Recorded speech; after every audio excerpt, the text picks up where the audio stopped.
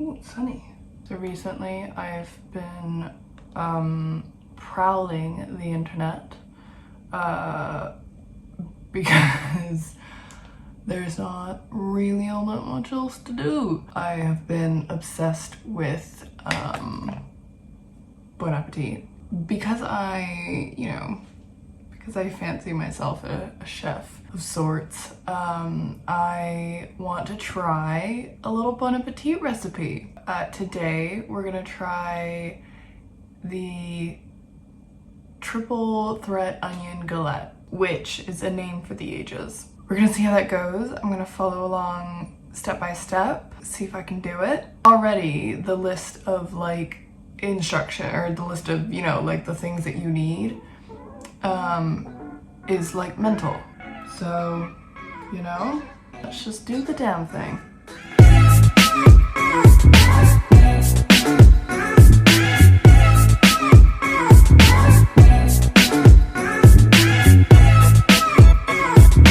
First of all, let me just show you this list of equipment that you'll need. Right? So you're like, this all kind of like makes sense, right? Like buy a whisk, like whatever, right?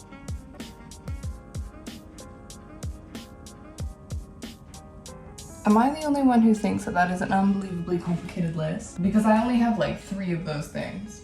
So first things first, we make the crust. Whisk 1.5 cups of all-purpose flour.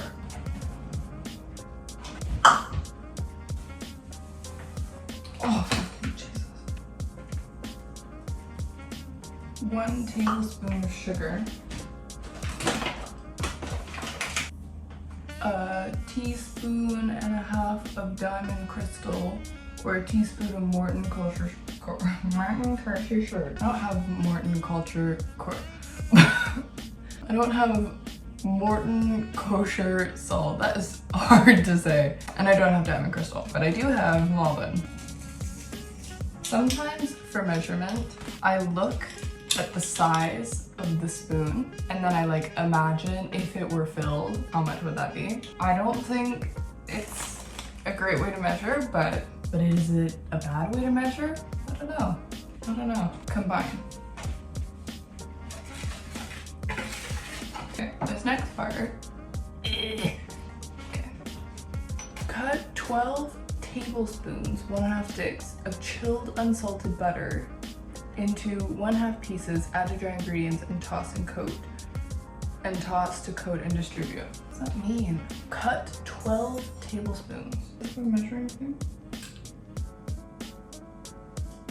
A stick and a half. 12 tablespoons of butter. 12 tablespoons butter in grams. 170 grams.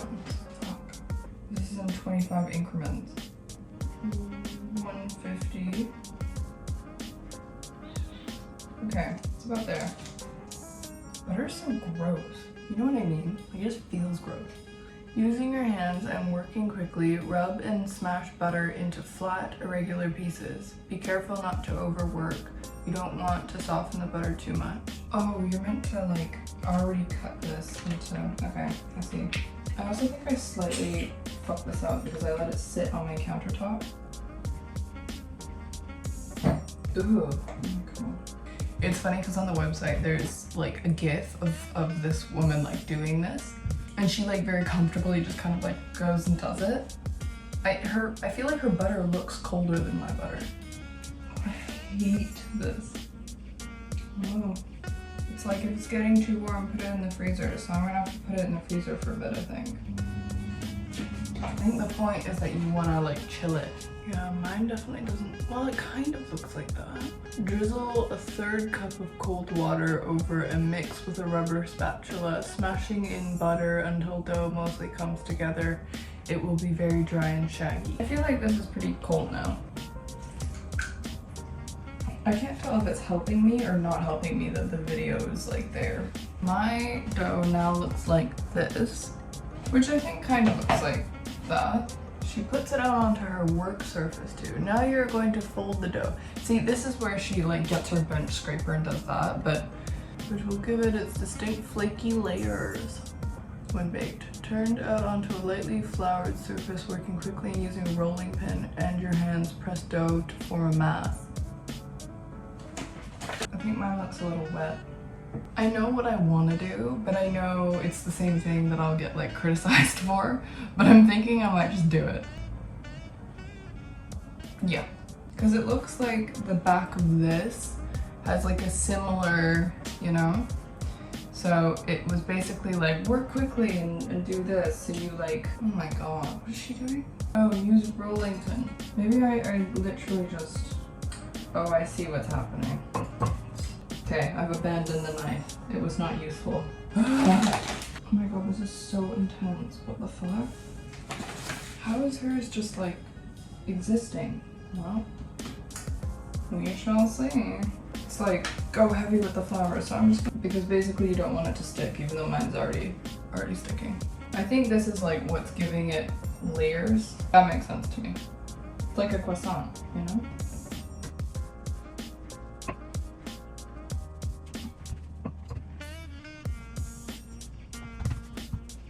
Oh god. Oh, my nose dripping. Ah. Alright. I feel pretty proud of this. Like, I think it looks okay. Go like that for now. Okay. So now we're gonna make the filling. Place a rack in the middle of the oven. Preheat to 375 Fahrenheit. 375 Fahrenheit to Celsius is 190. Christ alive! Oh, well, I use 180, so. Peel and thinly slice 1 large onion and then 8 garlic cloves. So she's doing this like chefy thing, right? Where she's like,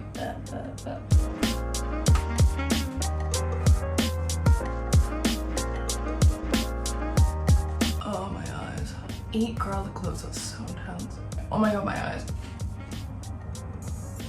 Tip, if you've got like a fresh clove of garlic, if you put this like pointy tip on the counter and then press down on this bit, it should like crack open easily.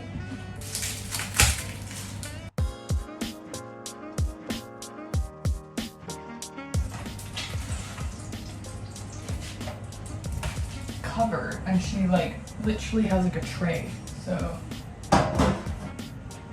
I think a better thing would have been, so instead of like, I don't understand why she has to use a pan, you know what I mean, instead of like a pot which you can like actually cover. I don't know. Now I'm gonna cut my scallions. So I was gonna use my homegrown ones because I grow them myself. I never talk about it, but you know, grow them myself. That being said, this recipe calls for a lot, and I don't, do you know what I mean? Like, I'm not like a scallion fanatic, so.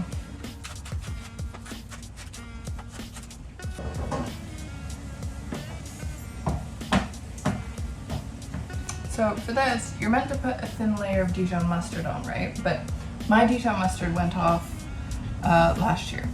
But what I do have is Coleman's English mustard.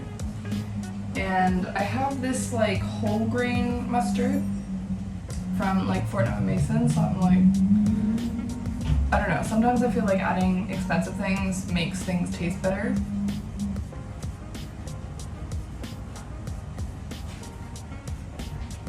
I've got my very beautifully cooked onions. I'm gonna now put in a bowl. Put these in the leftover butter. Then you take the onions and put them on top, and then you take Parmesan cheese and put it on top, and then black pepper and put it on top.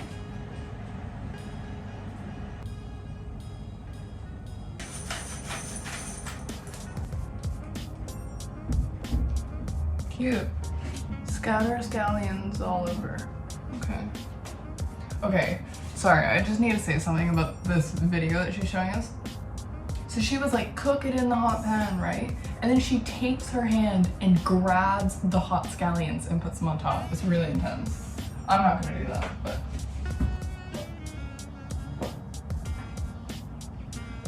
Bake galette until crust is deep golden brown and scallions are lightly charred, about 45 to 50 minutes. Your crust isn't properly baked until it's the color of a well-worn penny. If your timer dings but the dough is pale, keep going using parchment paper. Slide galette onto cutting board and cut into wedges. So you eat it like a little pizza. Ah.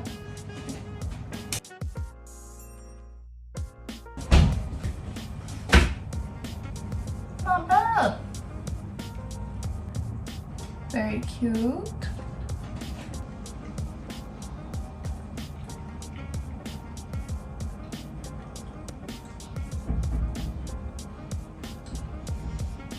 It's weird.